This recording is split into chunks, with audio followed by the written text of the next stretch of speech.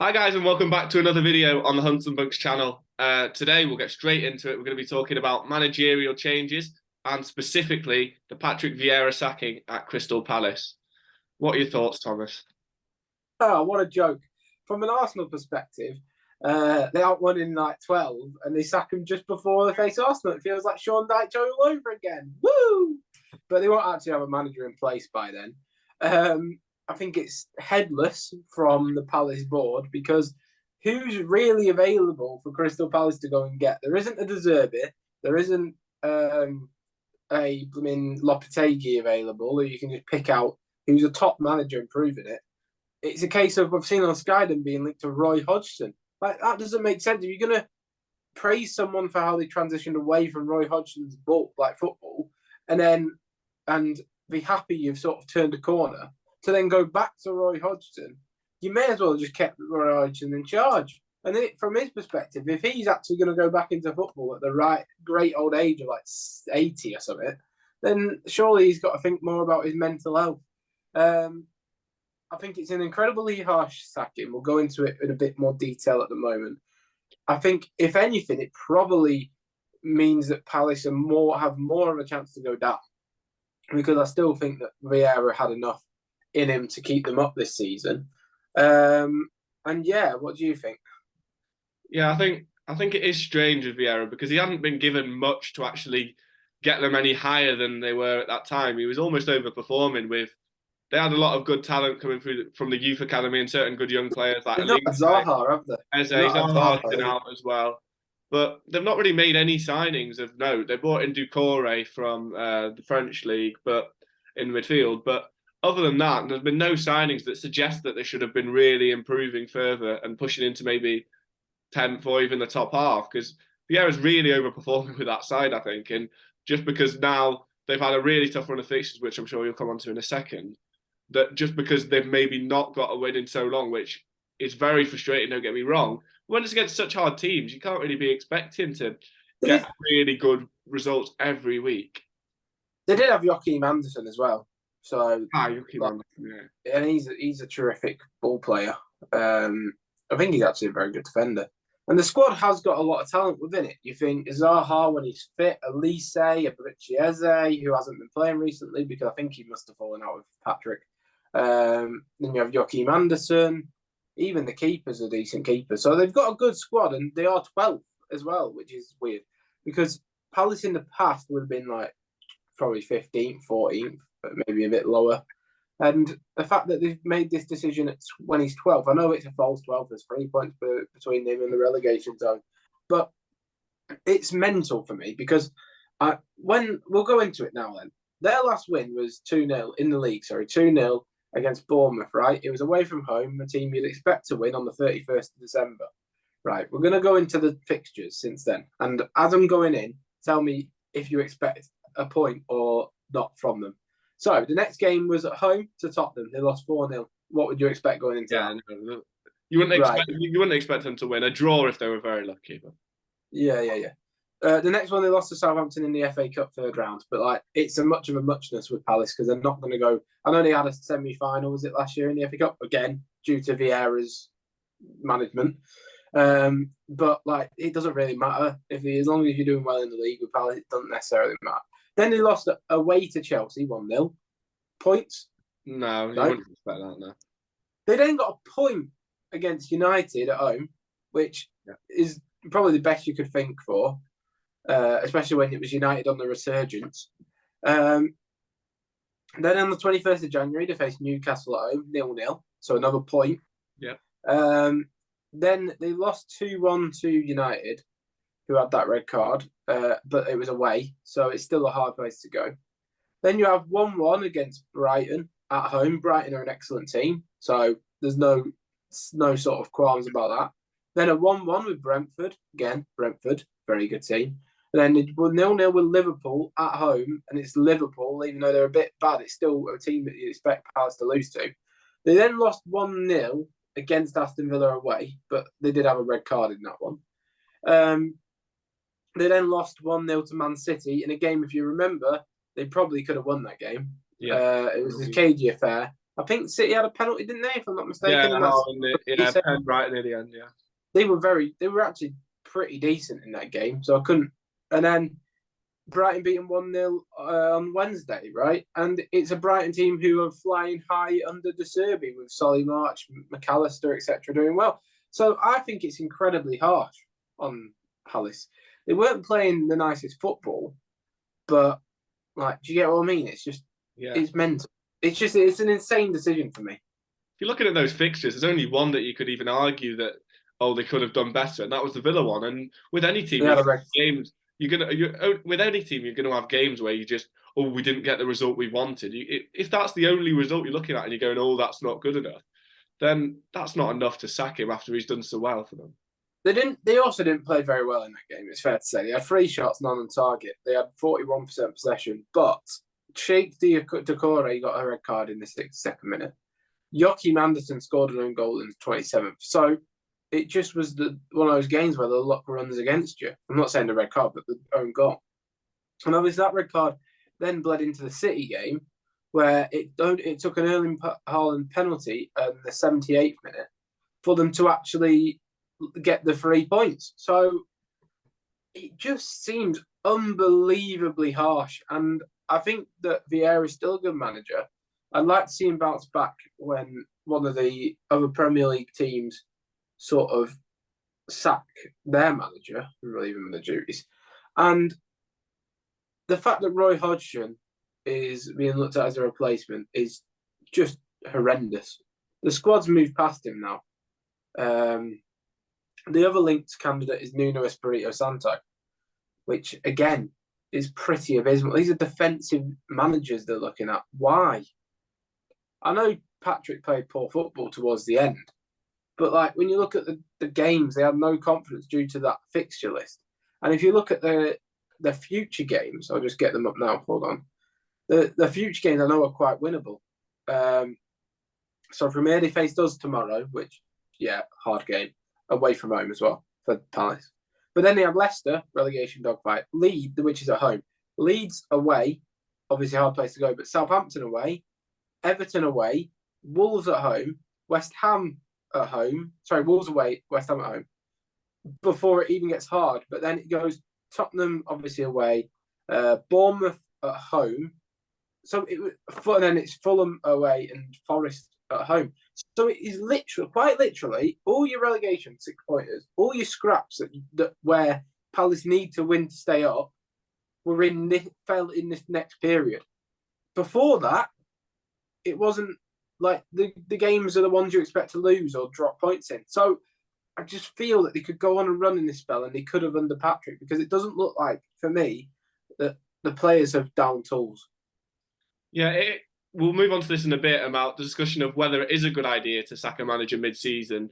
Obviously, there's different factors that play into it. If they're having an awful season, it makes sense. But in the case of Vieira, it reminds me a little bit of the Dyche one last season for Burnley, because Dyche was massively overperforming with that Burnley team with not great resources to be able to improve that team. And it seemed a bit strange right in the dogfight right at the end for Burnley to swap it when maybe you don't know what's happening within the club. Maybe the players have lost faith in the manager. You don't know. But from the face of it, it seems really strange to drop a manager, take a manager out of his job who's been doing so well with so little, right when it's important for them to get all the points. To be honest, I think it's kind of disgraceful. I think it's the wrong decision. I think Patrick's done a very good job there in the year and a half, 2 years he was there. He has got them to an FA Cup semi-final, remember? Like, this is Crystal Palace. Now, I know they're not a minnow club or anything like that, but they're not expected to be high up in the league, like top 7, top 8, are they? So they're going to lose Zaha. They're probably going to be pulled into that relegation scrap now. I'm quite confident of that. And it just looks like it's all going downhill for them. Yeah. I mean, the thing is, when you talk about the defensive managers, it is a bit of a worry, because with the amount of attacking talent they've got, do you worry that it would just get wasted? They're already struggling to have shots at the moment. Against City, they were quite determined defensively and disciplined, but going forward, they didn't create enough. They didn't have enough shots. There weren't many chances for Palace. I'm not even sure if they got, I think they maybe had 1 or 2 shots on target in the whole game, despite still having a bit of the ball. So if you add a defensive manager into the mix with that already, then it's just when you've got, as you say, all these good fixtures coming up, or these important winnable fixtures for them, then they need to be having good attacking players playing well, and having defensive manager in that position, it's not going to help. They need consistency as well. As in, I know in some cases a fresh sort of perspective can bring results out of players, but I think in Palace's case, when they've been so good under the manager, they still play for the manager. Going into that sort of dogfight with someone who's such a motivator, like we know Vieira was as a player, who will happily kick out at fans, e.g. last season. But someone who the players will get behind is so needed, and I don't think that any appointment can really be as a talismanic figure any better than what Vieira could be. Going on to the point before, where you stated about talking whether it's good to sack a manager mid-season, I think it can be if it's the right club. So, for example, if Burnley were instead of was it Nathan Jones who took charge? I think it was. It was Michael Jackson. Nathan Jones was that's the one. Yeah. Apologies. Instead of Michael Jackson taking charge, if they got in, say, Sam Allardyce, who plays similar football to Dyche, but he's defensive like Dyche, and is more motivated, just as a fresh perspective, I think they probably would have stayed up. I think it's the fact that they changed. They didn't really change the personnel behind the scenes in that case, because he was the assistant, wasn't he, to Dyche, if I'm not mistaken. So it was sort of like still a bit stale in terms of the way that the sort of what they were hearing in the dressing room. But then, for example, you've got other issues. For example, Southampton, when they hired Nathan Jones from Hasenhüttl, what a step down that was, by the way. But Hasenhüttl's a genuinely high pressing. He tries to implement his game plan to an attacking standard. However, he wasn't able to with the players that he had. But to go from that to such a defensive, aggressive manager, it just doesn't fit some players, and therefore now they're in a relegation dogfight. In other cases, there are teams that I think could do with a fresh sort of. It depends on the team and the situation. Like Brendan Rodgers, I think, for example, is one who's got stale and you need to replace at Leicester, because that squad is way too good to be down there. But in this case, I think it's incredibly harsh, because I don't think that it's necessarily. I think the managers would have got him out of it, basically, is what I'm trying to say. And I think it can backfire in some situations. Yeah, definitely. With the Rodgers situation, they've got so much talent there. How on earth Leicester I think they're like 16th or something at the moment. They're right in the midst of that dogfight. They should be. They don't have money. They don't have money to sack him.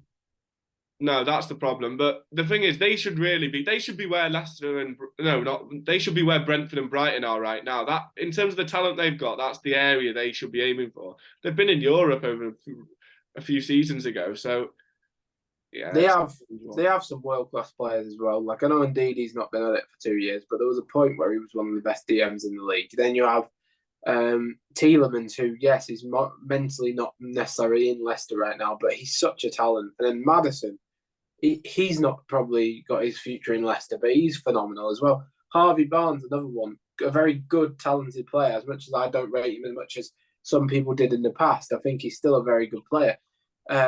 Iheanacho, I don't know why Rodgers doesn't start him more, because he scores every time I watch him play. But the squad level, like the talent level of that squad, should not be where it is. But that's an example of when you probably would sack a manager, I guess. Yeah, definitely.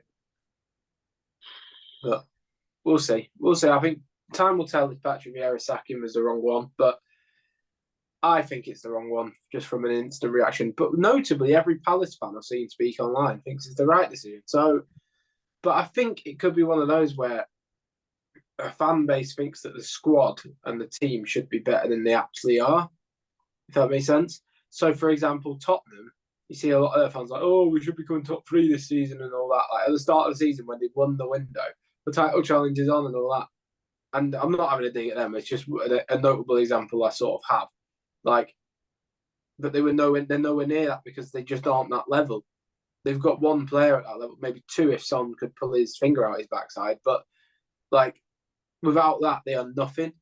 Another notable example is United.